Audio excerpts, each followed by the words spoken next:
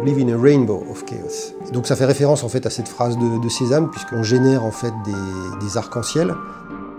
Un des composants essentiels permet en fait de découper une couleur. Et donc la machine a été effectivement exposée dans le cadre de tout un week-end qui était dédié à la célébration de la lumière en 2015 dans le cadre de la Fête de la Science.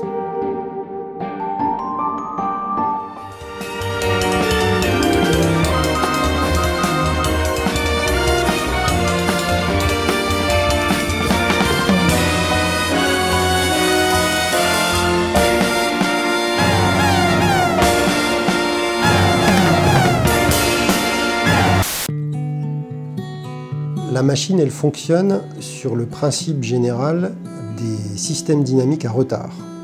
On fait rentrer de l'information circule, et puis elle ressort au bout d'un certain temps. Et ce temps, c'est le temps de retard. On peut voir le retard comme une mémoire.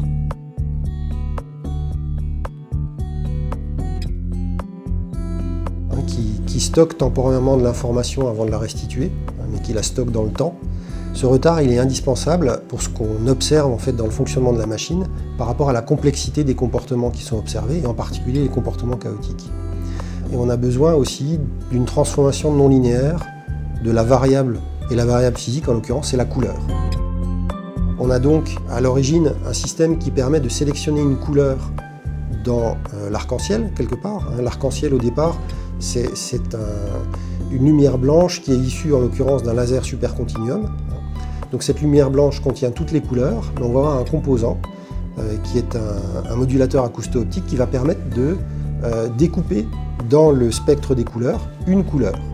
Mais typiquement l'amplitude va être suffisamment fine pour avoir que du rouge, que du bleu, que du jaune, que du violet, etc.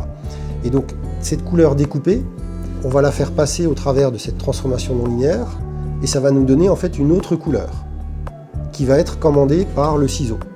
Et cette nouvelle couleur va de nouveau être transformée de manière non linéaire par la même fonction, etc. Donc c'est un processus itératif, et en fait les différentes valeurs qu'on va observer au cours du temps, au cours de ce processus itératif, vont suivre une fluctuation qui va être effectivement chaotique. Dans les sciences, les comportements chaotiques, c'est un désordre apparent, mais qui répond en fait à un ordre tout à fait précis, qui est parfois plus ou moins compliqué à identifier, à révéler. Ça permet d'étudier en fait les systèmes complexes. Ça sert à des tas de choses. On sait aujourd'hui que la météorologie est aussi complexe. C'était le sujet d'étude d'Edouard Lorenz. Et après, on peut utiliser aussi cette complexité pour des applications radar, pour la détection des avions en particulier, ou encore plus récemment pour reproduire en fait la structure neuronale du cerveau qui permet de faire des calculs, notamment pour l'intelligence artificielle.